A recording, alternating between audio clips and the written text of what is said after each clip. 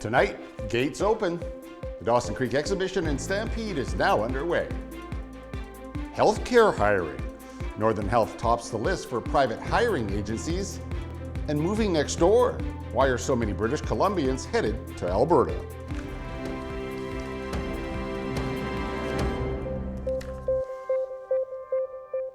Good evening and thank you for joining us. And we begin tonight with the greatest show in the piece. The 103rd edition of the Dawson Creek exhibition and Stampede is now underway.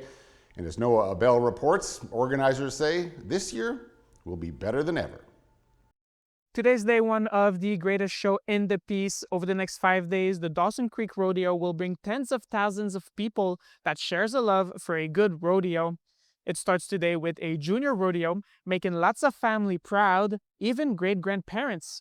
This is our first group of grandkids and great-grandkids competing in rodeo, and they're really competing, I'll tell you. Sodergrand says him and his wife used to compete in the Dawson Creek Rodeo when it was an amateur rodeo. They now live in Fort St. John, and Sodergrand finds it special to see his great-grandchildren perform in the same rodeo years later, close to home. At our age, we're very proud that we can still travel to the different events and see our great-grandkids competing. The excitement can also be felt with the junior cowboys and girls riding today. This rodeo is so great. The pattern's nice, their ground's nice. It's just an overall amazing place. Organizers say the Dawson Creek exhibition and Stampede has become a tradition in the piece. This year won't feature the Indian relay race or fireworks, but organizers say expect a good show. It'll be a good show. We get the same show here as Calgary Stampede. Some of the top pros in North America are competing in different events with the rodeo starting Friday. The professional rodeo starts Friday with the slack, and then Saturday and Sunday with performances for the professional cowboys. Kessler says he's proud of the quality of animals performing in the rodeo. We brought the best livestock we own here. We always have. We feel that's what's really helped make it grow, because without that stock, the top contestants won't come to get on. The All-Canadians Chuck Wagon are underway right now. They'll start at 5:30 every day until Sunday. Over the weekend, you'll get a chance to see top cowboys from all over North America, like Dawson Hay, Logan Hay, and Zeke Thurston. Noah Abel, CJDC-TV News, Dawson Creek. Well, to a CTV News exclusive now. For several years, Penny Daflos has been exposing the many millions of dollars flowing to private staffing agencies. Those agencies provide nursing staff and other medical professionals to BC hospitals and care homes at a steep profit. And nowhere is the problem more acute than in the Northern Health region.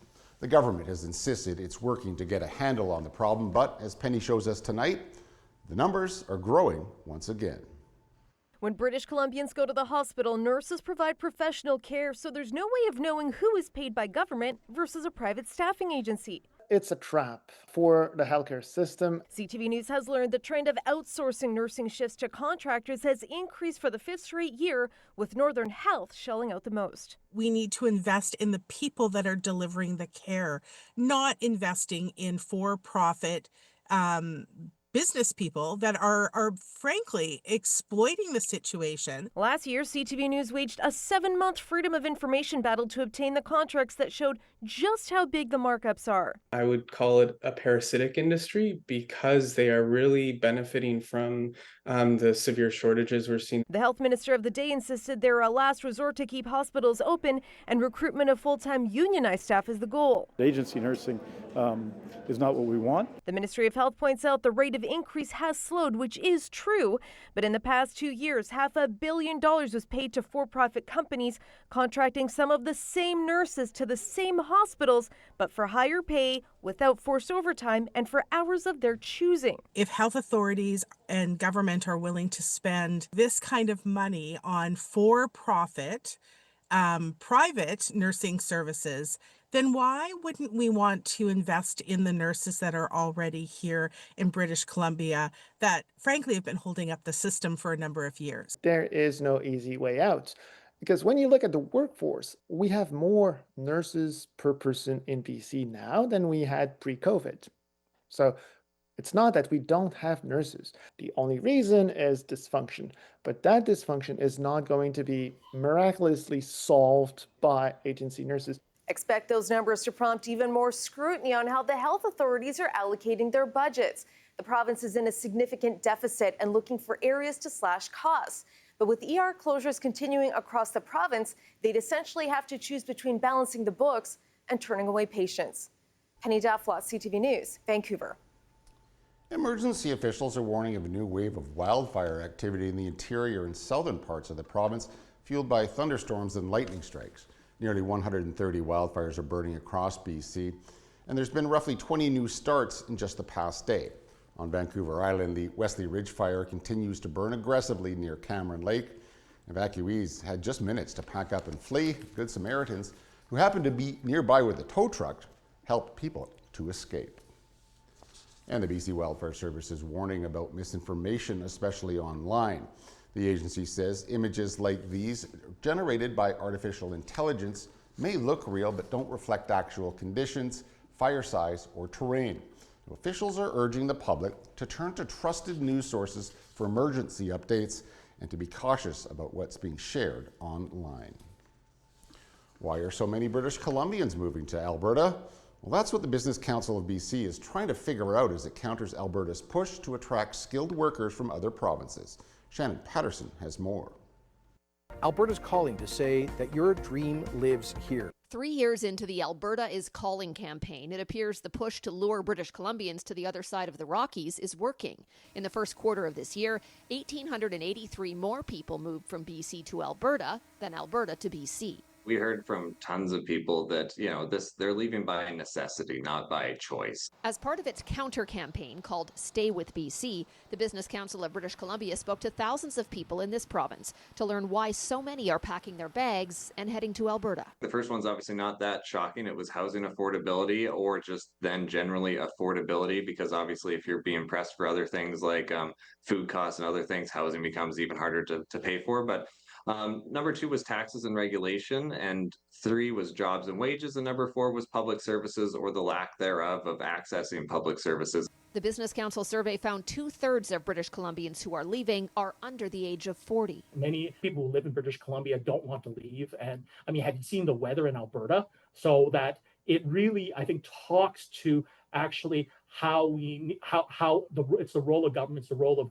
the various institutions in British Columbia, really to ensure that this population under the age of 40 don't want to leave. Our job here as British Columbians and as a business counselor to try and help convince people to stay, but the way we do that is by creating an economy that's worth staying for. While the cost of housing will likely always be higher in BC than Alberta, the Business Council says a strong economy and healthy job growth can offset that. Everyone's saying the right things in terms of reducing regulatory barriers and focusing on the resource sector and really putting the economy in the front row seat. And so now we just need to start seeing some more action, and pretty quickly, because these things, from what we're hearing from people on the ground, they can't wait, months or years for this to come to fruition. They need help now. Without it, BC will almost certainly continue to lose skilled workers to Alberta.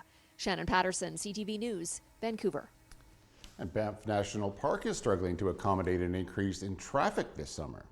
Cannot handle that volume of vehicles into the long term. So we need to continue to work with our provincial and federal partners to look at mass transit.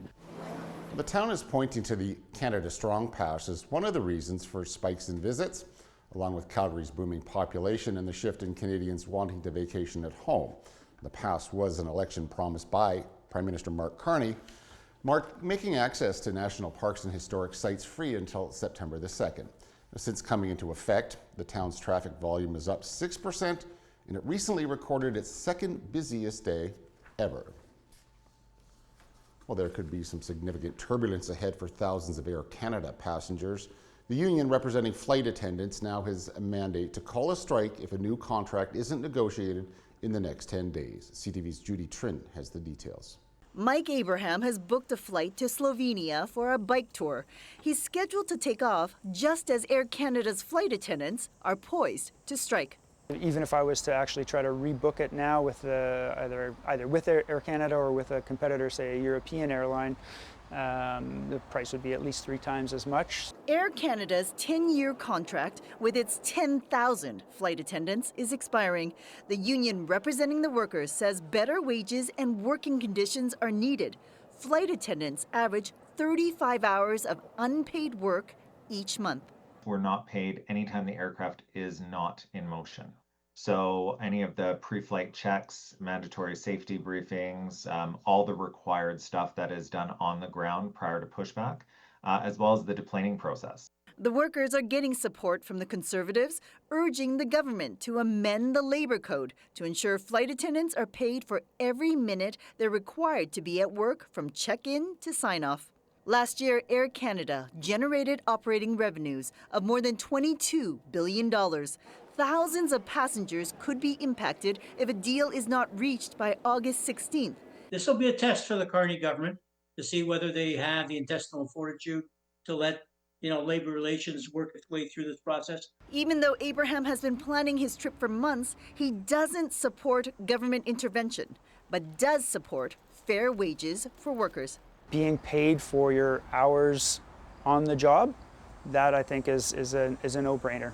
I can't possibly understand why a company wouldn't do that. In a previous statement, Air Canada said it was committed to reaching a fair and equitable contract with its flight attendants.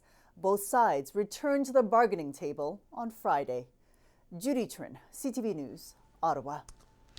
And staying with Air Canada, the airline is changing how Aeroplan members earn points.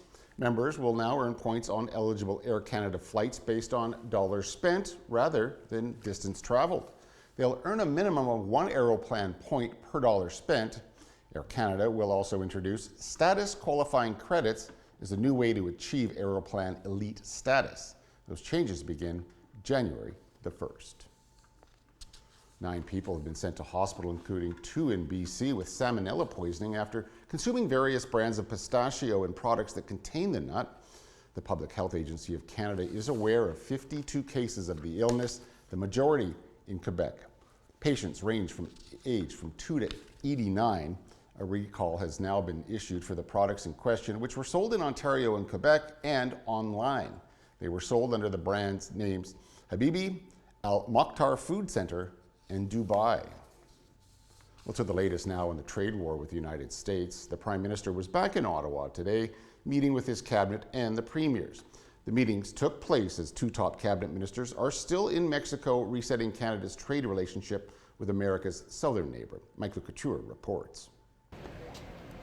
Prime Minister Carney, which counter-tariffs? The Prime Minister was tight-lipped a day after saying he'd consider removing some counter-tariffs on American goods if it would help Canadian industries. While saying he supports Mark Carney, Ontario Premier Doug Ford has a different take. You can't have tariffs on one side and not the other. I still stand by what I say. Dollar for dollar, tariff for tariff. They understand strength, not weakness. He was planning to deliver that message this afternoon as the premiers held a virtual meeting with the Prime Minister. Once it ended, Ford's message to Canadians is to buckle up for a rough road ahead. I'm praying that everything's going to go fine. But if it doesn't, I got to ask the people, do you trust President Trump? I don't.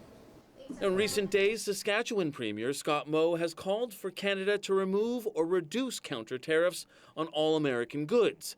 Some feel like the countrywide resolve is being tested. As this has dragged on with no obvious resolution in sight, some of that determination is flagging a bit. In an interview with CTV News on Tuesday, the U.S. ambassador to Canada cautioned that trade talks could be slow over the next weeks as U.S. President Donald Trump focuses on a deal with China. And that's why some trade experts believe Canada should refrain from retaliating. I do think we have to hold something like a retaliation as a threat in case Trump does decide to hit us with something else. And one example of that unpredictability, President Trump announced an additional 25% tariffs on goods from India because that country is importing Russian oil.